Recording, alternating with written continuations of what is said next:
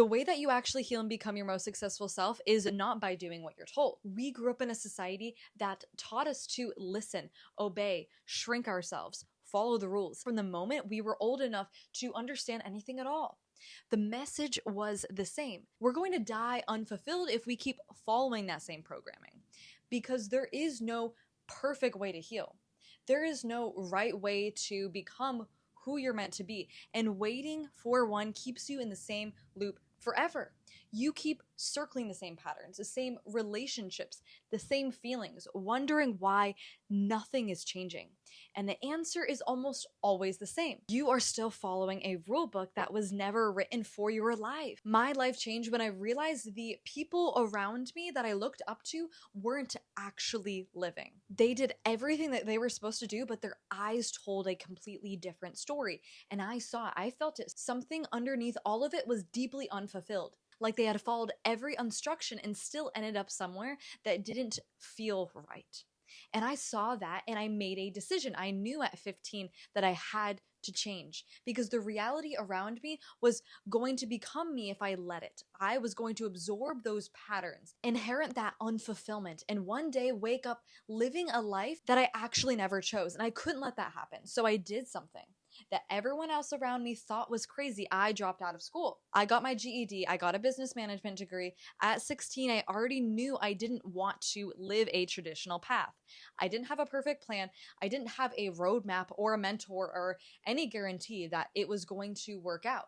I just knew that the path everyone else on wasn't mine. And I trusted that feeling within me, even though when every single person around me questioned me. And that decision, as uncomfortable and unconventional as it was the first moment I actually chose myself. The first moment I said, my own inner healing matters more than anyone else's comfort. And everything I've built since then started there, in that one decision.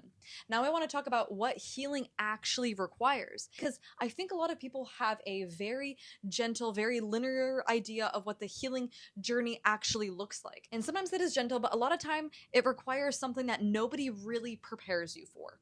Healing requires you to become the bad person.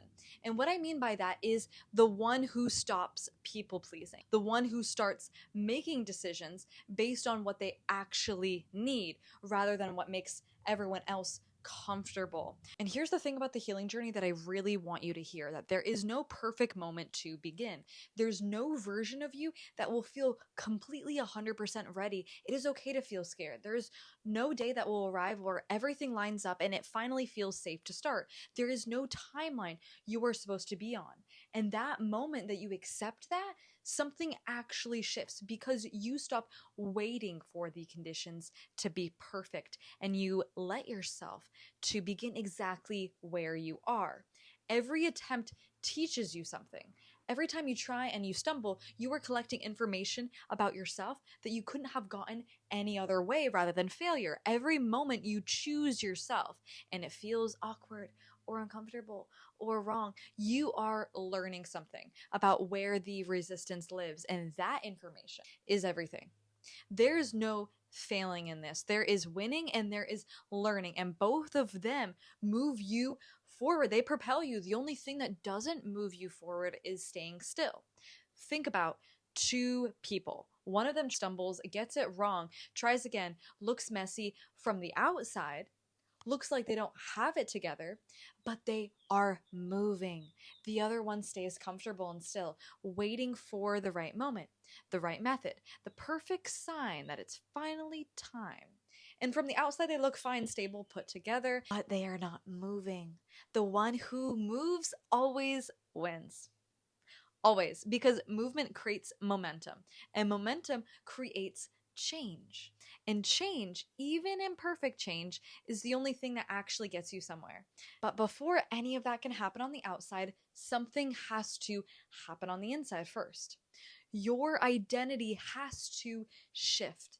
And this is the piece that most people skip over completely. They want the new relationship, the new career, the new version of their life, but they are still living as the old version of themselves, still speaking the same way, still doing the same things, still making the same choices, still operating from the same belief system. that created the life that they're trying to lead. And then they wonder why the new things don't stick, why the good relationship feels wrong, why the opportunities they asked for suddenly feel unsafe, why they keep ending up back at the beginning. Your healed self is not going to come find you.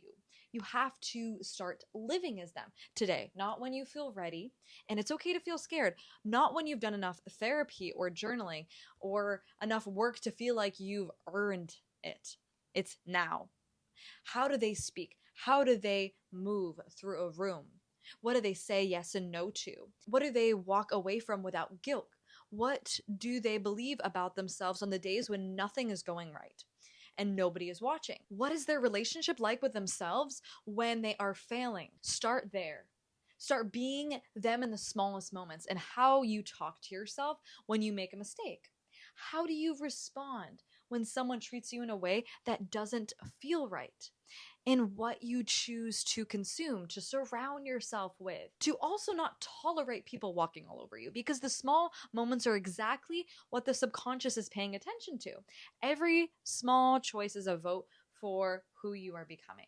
And enough of those votes and the identity starts to actually shift. For a long time, I was someone who kept attracting the wrong relationships, not just romantically, but in friendships as well, in dynamics. And the energy I kept finding myself surrounded by, I would sabotage anything that felt genuinely healthy and gravitate straight towards the people who felt intense, who love bombed, who mirrored back every wound I ever had collected. I gravitated towards the people that ended up not even liking me. The people that would leave, that would abandon me, because that was exactly how my relationship with my dad was. And the painful truth was those dynamics felt familiar, and familiar felt safe, even when it was destroying me from the inside. A genuinely kind, stable, consistent person would show up in my life, and I would find every reason to pull away. But chaos, intensity, someone who had to make me feel like I had to earn their love. I was completely hooked, and I kept attracting these toxic situations because my subconscious was entirely focused on what I didn't want, on the pain, on the patterns, on the wound. What you focus on, your subconscious finds evidence for. And I was feeding mine a constant diet of everything I was afraid of. When I started doing the real subconscious work, and this is exactly why I became a hypnotherapist, because I needed something that could go deeper than what my conscious mind could reach. Everything started to shift within my nervous system. My relationships changed. The opportunities changed. The way that I saw myself changed because I stopped trying to think my way out of patterns that lived way below the level of thought.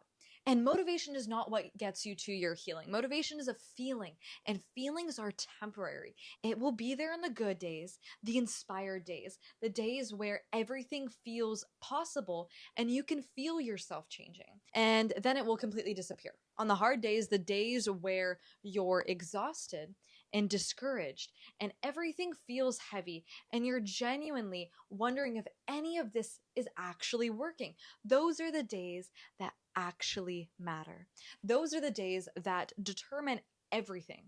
What carries you through those days is desire and passion, a deep, unshakable, almost unreasonable desire for the life you're meant to have, a mission, a belief in yourself, so rooted that no bad day, no setback, no opinion from someone who isn't even doing the work themselves can touch it. A conviction that healing is not optional for you, that you have decided, and the decision is final.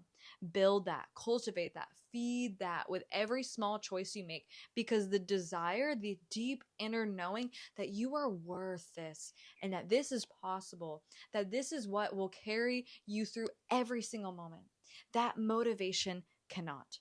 And we can talk about mindset and identity and desire all day, but there is a level of work that goes even deeper than all of this. So much of what keeps us stuck, the patterns, the self-sabotage, the loop, we keep finding ourselves in, the lives within our subconscious mind, and the subconscious mind is not reached by logic. It is not shifted by understanding something intellectually. You can read every book, listen to every single podcast, understand your childhood wounds completely and clearly, and still find yourself repeating the exact same patterns. That's just how deep this programming goes. The subconscious was formed early. It absorbed everything around it. Before you had the capacity to filter or choose, it actually formed in the womb, and it learned what love looks like, what safety feels like, what you deserve, what's actually possible for you before you were even old enough to question any of it.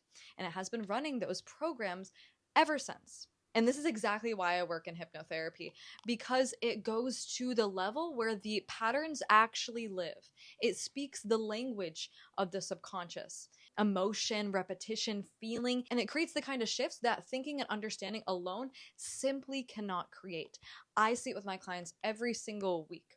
People who have done years of talk therapy, years of journaling, years of trying to figure it out, and something shifts in a session in a way that surprises even them because we finally went to the right level. Nobody is coming to save you. And I say that not to be harsh, but because it is genuinely the most liberating thing you will ever hear. Because it means that the waiting is over. It means the permission you have been searching for was yours to give yourself the entire time. My name is Antonia, and I'm a certified hypnotherapist, and I help people rewire their subconscious mind for success in all aspects of their life. And if you'd like, you can book a free discovery call in the description box below. Thank you so much, and I will see you in the next video. Bye.